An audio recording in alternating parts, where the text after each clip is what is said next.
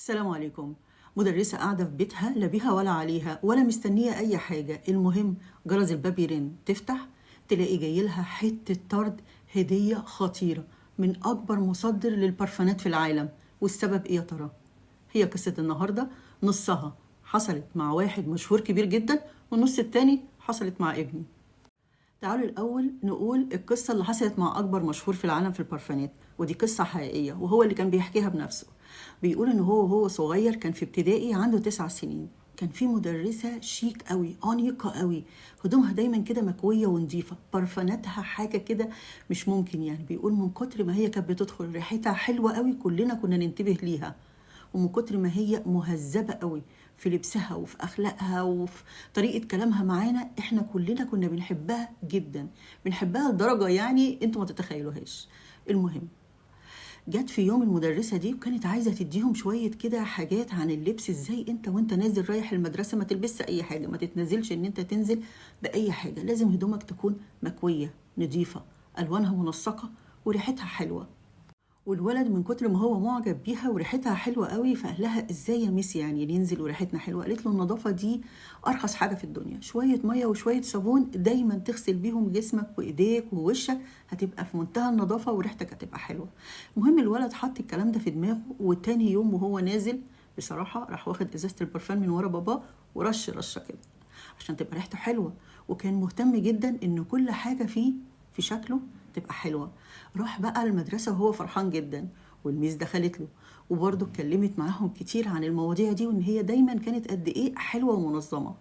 المهم الولد بقى كان قاعد في صف كده في الاول، فقالت شايفين الولد الجميل ده؟ شايفين قد ايه هدومه مكوية ومنسقة؟ شايفين ريحته حلوة ازاي؟ لا شامين ريحته حلوة ازاي؟ ومن وقتها الولد الصغير اللي عنده 9 سنين ده بقى متيم بالبرفانات وبالروايح الحلوة والجميلة لحد ما وصل ل 12 سنة. بدأ يصنع برفانات بنفسه، بدأ يجيب حاجات كده في البيت يركبها على بعض عشان يوصل لريحة حلوة تعجبه.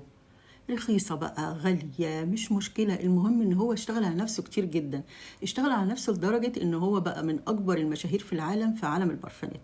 انا مش عارفة ينفع اقول اسمه ولا لا، هو كان اللي بيحكي القصة دي عن لسانه فعشان كده انا ما اقدرش اقول اسمه.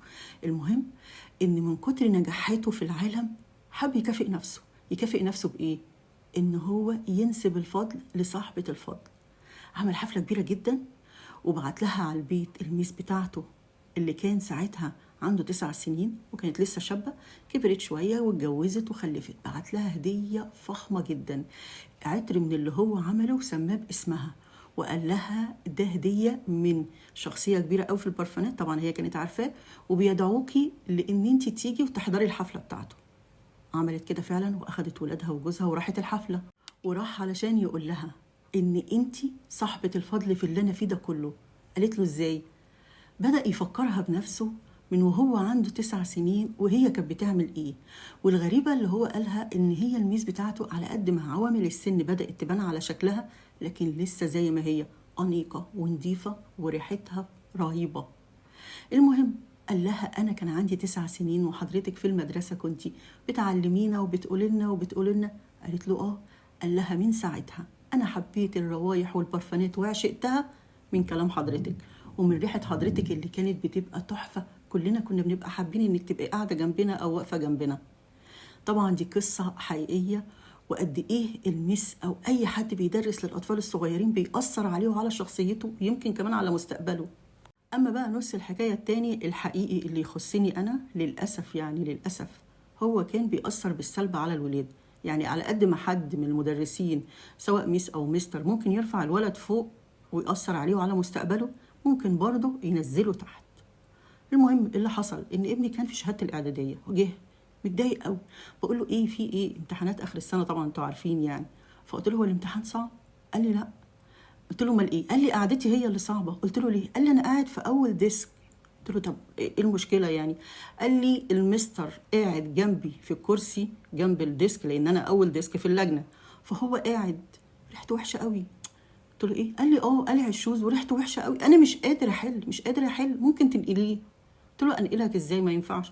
قال لي طب ما هو انا هفضل كده كل يوم يجي لي بقى مستر ولا ميس ممكن تكون ريحتهم وحشه، طب انا مش عارفه احل.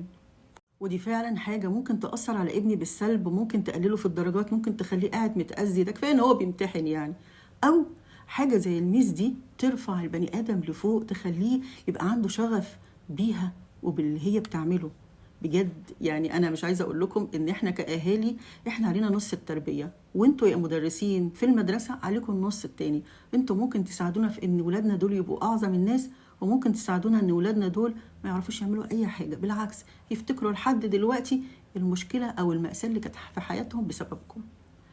يا رب يصلح حالنا وحال ولادنا، واشوفكم في قصه تانية، والسلام عليكم.